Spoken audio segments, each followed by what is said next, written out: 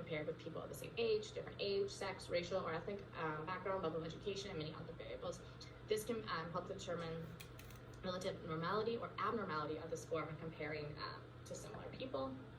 So this is like really something we go into the literature and look for too. So if I have somebody who's in my office who's talking about how they kind of have times when they're feeling down and they identify as a cisgender Black female, then I would want to take a look at depression scores for cisgender Black females versus if I have somebody who comes in and they describe themselves as a transgender white male, then I would want to look at depression scores for a transgender white male versus looking at it just for cisgender males, or for my first example, for white females when this individual identifies as Black, because these things can be different because there are different cultural things to take into consideration for these norms. So then we have our assessment instruments. There are so many different ones. We use a lot of times interviews. So we have structured and unstructured interviews. So our structured interviews, they're really more controlled, they're more reliable data. They allow responses to be quantified. These are like, they're giving you the exact questions to be asking and you follow these questions verbatim. You can't really ask any other questions. You must stick exactly to that interview guide. Some of these, and why this becomes a problem is because some of these questions might be irrelevant to a client. So if you have a really long structured interview and you have a client that's coming in for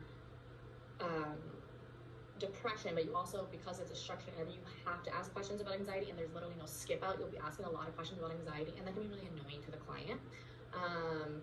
And overly detailed or irrelevant questions, like I said, it gets frustrating to the client. And then we have unstructured interviews. These are typically more subjective. This moves from general questions to detailed follow-up for our clients. So this could be like, so how have you been feeling in the past 2 weeks? And if someone says, I've been feeling really down, then a therapist might say, oh, can you tell me a little bit more about your feelings of feeling down? I've been feeling really anxious. Can you tell me more about those feelings of anxiety? It's more subjective in nature.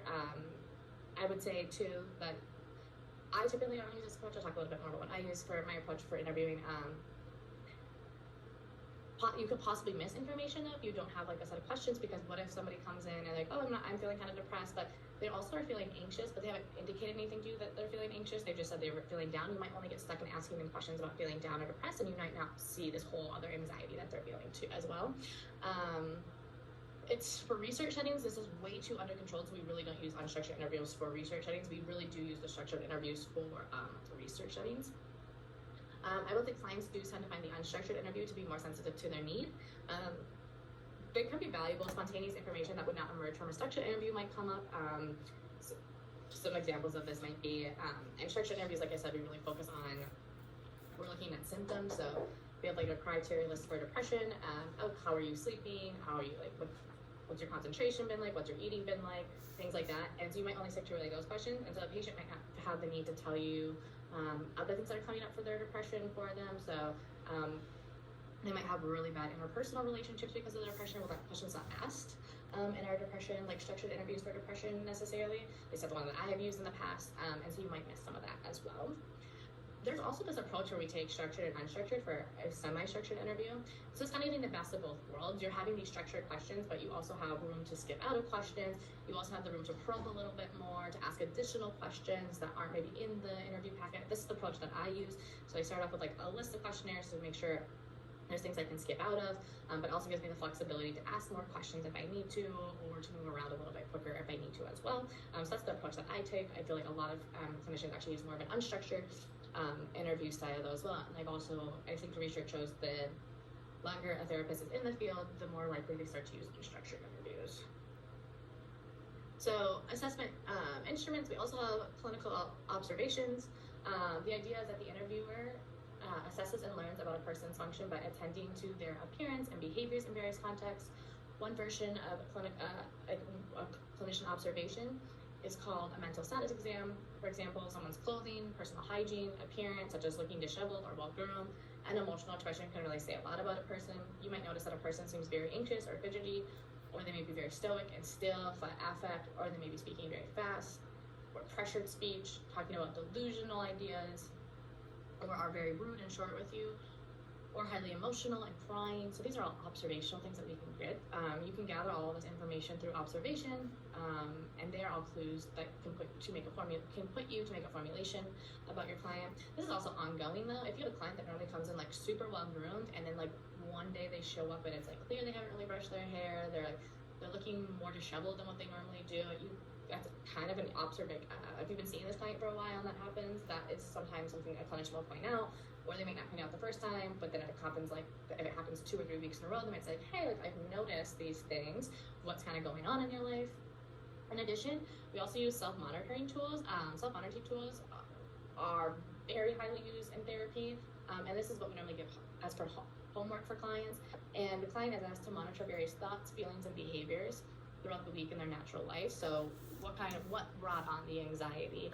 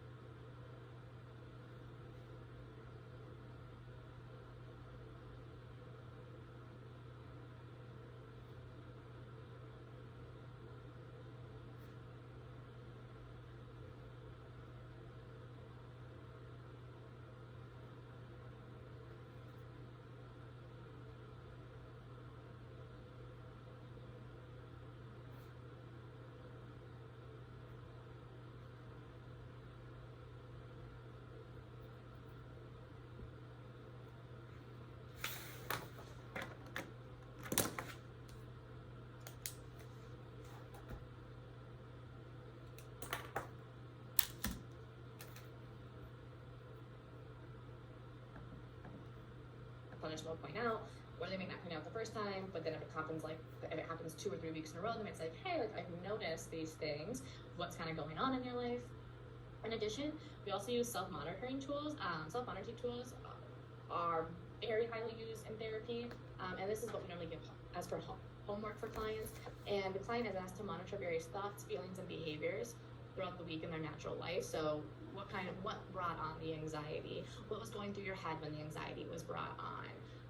What kind of physical sensations did you notice? And these self-monitoring things are really tailored from person to person. In eating disorder treatment, we use it asking people to track what they ate and when they ate, and then what kind of thoughts were going through their head. We wouldn't ask somebody who doesn't have an eating disorder to use those type of food record log for self-monitoring. We would want to tailor it more towards anxiety. So these are really able to be tailored, which is really nice.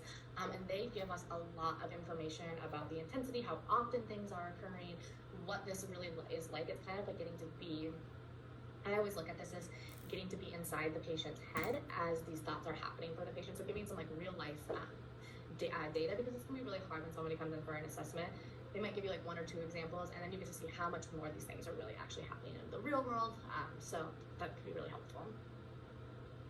So there's also neuropsychological testing, and this is an assessment that is used often for intelligence testing and a testing for neurodivergence, so things like ADHD. Also tests for things like memory, such as when assessing for dementia or the effects of traumatic brain injuries. And these tests, the subjects are giving a lot of different testing. These tests could take days. When it comes in for an assessment, they might give you like 1 or 2 examples, and then you get to see how much more these things are really actually happening in the real world. So that can be really helpful. So there's also neuropsychological testing, and this is an assessment that is used often for intelligence testing and a testing for neurodivergence, so things like ADHD. Also tests for things like memory, such as when assessing for dementia or the effects of traumatic brain injuries. And these tests, the subjects are giving a lot of different testing. These tests could take days. I'm doing one coming up, and it's like a 4-hour ADHD assessment. So people are normally in the office for a really long time doing a lot of different things. They're given various stimuli like pictures to describe, vocabulary words to define, and or to time puzzles. These tests are often standardized so that the score of one subject is compared to the norms or average scores of other people who have taken the same test. Sometimes you will see a set of norms that is specific to a person's demographic characteristics, such as comparing their score on intelligence testing to other people at that same age range and same level of education. Because these instruments are standardized, the exact questions are asked to each test taker, so it's very, very, very heavily standardized. I'll say that one drawback of neuropsychological testing, our testing is behind cultural norms right now. So that can make it a little bit different for individuals who don't identify as cisgender. It's more work on the clinicians to have to try to figure out the norms of these contexts as well. And some of our testing was really clearly designed for like cisgender individuals. One of the questions we'll ask, like, give me traditional boy names, or no, sorry, not traditional boys names. The question is, name boys' names, and we've seen so many people come and be like, there is no such thing as boys or girls' names. And we're like, you're totally right. So we, in our practice that I work at right now, have changed it up to say, give me examples of names that have been traditionally assigned as boys' names, whether that's right or wrong. Just traditionally what has been assigned as boys' names, and this is part of a larger test. But it is a drawback of this, since I always like to point that out. Like, these tests are not perfect, and we really need to do more work to make the neuropsychological instrument a lot more culturally sensitive. And then we have personality tests. So we'll discuss projective and objective personality tests. For projective tests, I'm going to give the disclaimer, I don't ever use projective testing, and there is a lot of criticism around it, but I still think it's important that we talk about it so you know what this looks like. So for projective personality tests, the idea is through the individual's interpretation, they reveal information about their personal preoccupations, conflicts, motives,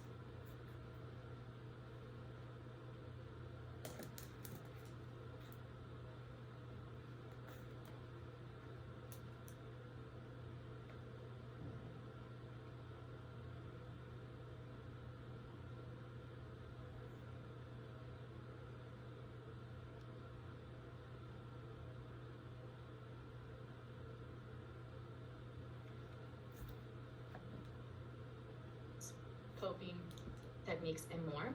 The underlying assumption is that in trying to make sense out of ambiguous stimuli, people project their own problems, motives, and wishes into the situation. Projective tests are aimed at discovering the ways in which individuals' past learning and personality structure might lead him or her to organize and perceive ambiguous stimuli in their environment. So what this would look like if you came in to a therapy office and they were doing projective personality tests, we'd say, take a moment and study this picture. What do you see? How does what you see reflect your personality or unconsciousness? Tell me a little bit how you feel when you see this picture. Is there anything surprising to you about this picture? So the question is, how do you actually know this is getting at somebody's unconscious or inner conflicts? This picture is from the Rorschach ink blot test. This test uses 10 pictures and asks people exactly what I told you. Oh, and the other question is, what does it mean to you? This test takes a lot of training to administer and interpret, and can be unreliable. For example, interpreters might totally disagree on the symbolic meaning of these responses. Like, this house, like this looks like a house in flames. The Rorschach has been shown to over-pathologize people taking the test, meaning the test results will say someone has psychopathology or psychological problems when they do not. To the extent to which the Rorschach provides valid information beyond what is available for other tests have not been demonstrated. The test has been criticized for having really low validity, meaning that it does not always measure what it aims to. It is still used today, but not very frequently, I will say. This really comes from a psychodynamic perspective. So like Sigmund Freud, I don't even know how many psychodynamic therapists currently use these projective personality tests though. But I do know this is like kind of what people think about when they think about therapy, but it's really not used much in therapy anymore. Objective personality tests tend to be self-report questionnaires that ask subjects many questions about themselves. Because these tests ask the same questions to everyone with a set of multiple choice responses, they are much more controlled and reliable than projective tests. Some examples of these tests are listed on the slides.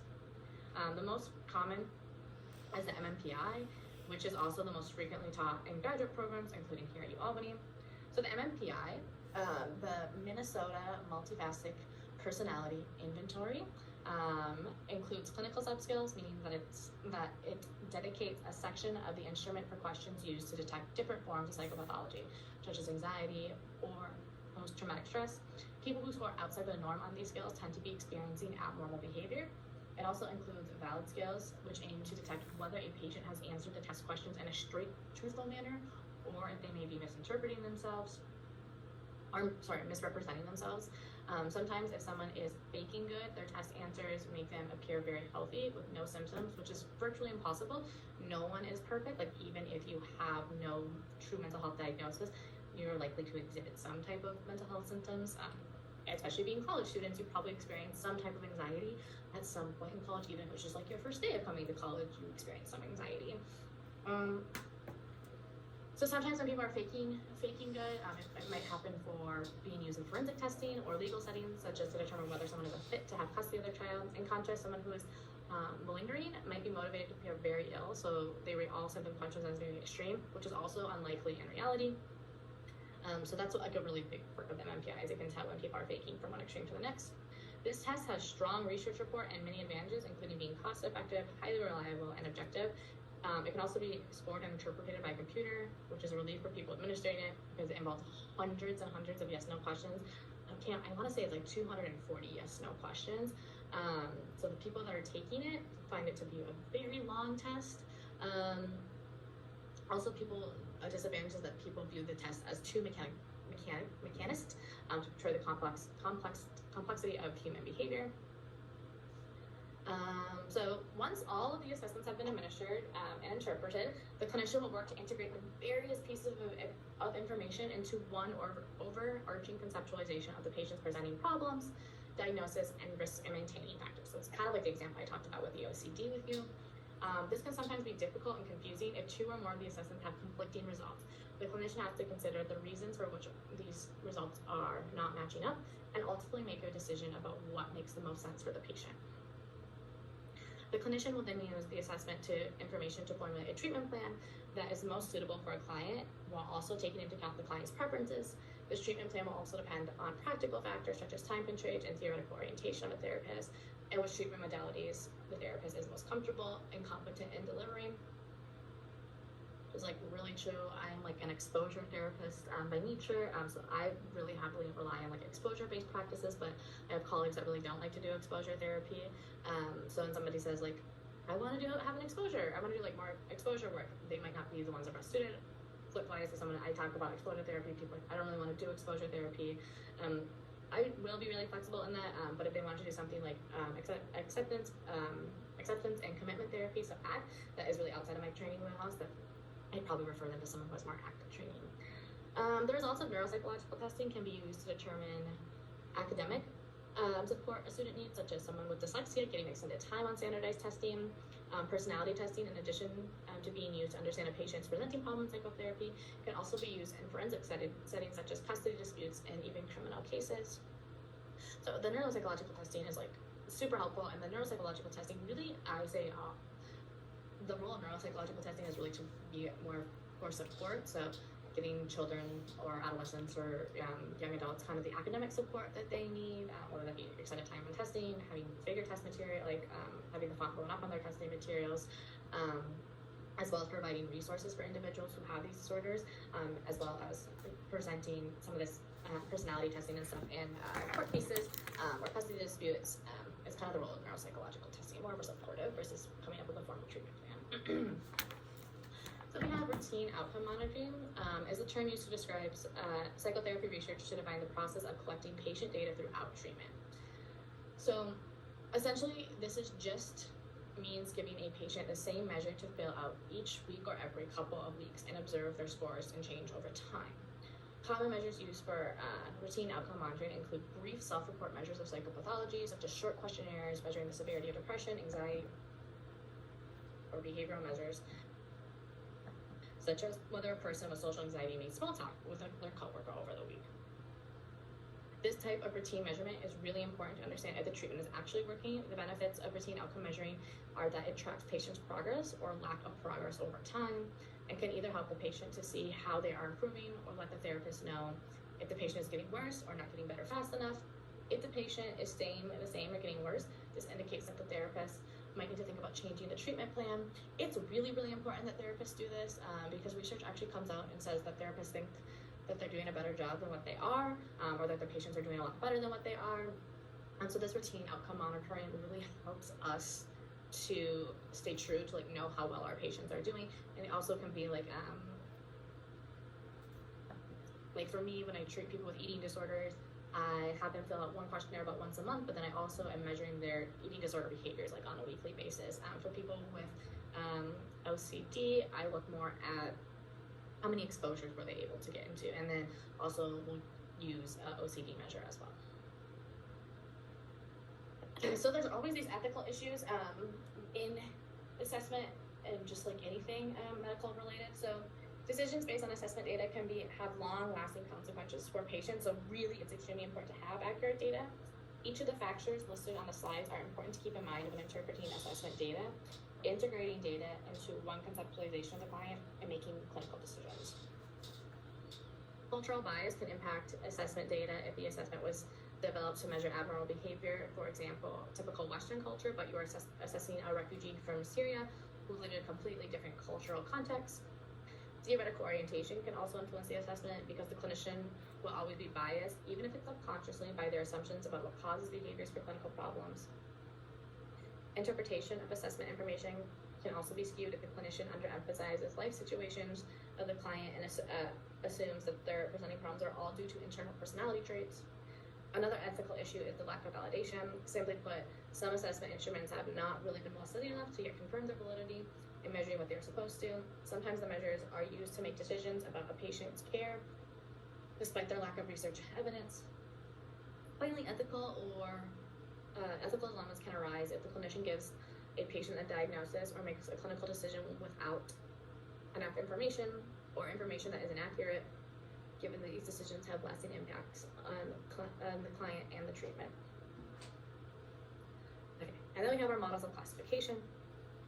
So there's two most common models of classification of mental health disorders are our categorical and our dimensional. In the categorical approach, this really assumes that all behavior can be divided into normal and abnormal. If you meet certain criteria for disorder, you either have the given diagnosis or you don't. And if you do not meet all the criteria, you would therefore not be given the diagnosis. It also assumes that within a particular type of disorder, there's a high degree of homogeneity of the symptoms, meaning that everyone with a disorder has similar types of symptoms. Like we've discussed before, there are benefits to this approach, such as being able to give an explanation for their suffering, or giving insurance companies disorders so they can cover the cost of treatment, and communicating with other professionals. However, the disadvantages is that disorders are not really experienced in categoricals, either having it or not. As a human, you experience symptoms when they become overwhelming or difficult to manage. You reach out for help, whether or not you meet the exact criteria to be within a diagnostic category. So you don't know if you meet diagnostic criteria. You're reaching out because you're experiencing symptoms, not because you think you meet criteria. It might be, but you don't know that for sure necessarily. Just because someone would or would not be classified disorder from this approach does not necessarily that means one person is suffering more or less than the other. Also doesn't mean that if you don't meet criteria, you shouldn't have therapy. That you should have access to therapy. So with the dimensional approach, though, people are assumed to differ from one another in their configuration or profile of various dimensional traits. Everything is on a spectrum. So for example, one person might be low in mood and low in emotional stability, average in aggression, and high in introversion. Although this approach is more realistic to a human being how it actually feels, it is less conducive for research, labeling, and communicating with other professions. Imagine the difference between telling a patient, an insurance company, or another professional that a patient has high introversion, low emotional stability, in comparison to saying the patient has generalized anxiety disorder. Nevertheless, the National Institute of Mental Health, NIMH, has worked to create an understanding of mental health based on dimensional traits, and has called this the Research Domain Criteria, RDOC. RDOC is not meant to serve as a diagnostic guide, nor is it intended to replace the current diagnostic system. The goal is just to understand the nature of the mental health and illness in terms of varying degrees of dysfunctions in general, from psychological and biological systems. RDOC allows for more research to take a dimensional approach, which ultimately might help shift the conversation between professionals, patients, and insurance companies to be more nuanced instead of this categorical approach. All right, and that is it for today. So thank you so much for listening. If you have any questions about this, let me know. And now that you have listened to both of the lectures, as well as hopefully done some reading, once you've done the reading, you will be able to take the quiz. Thank you so much.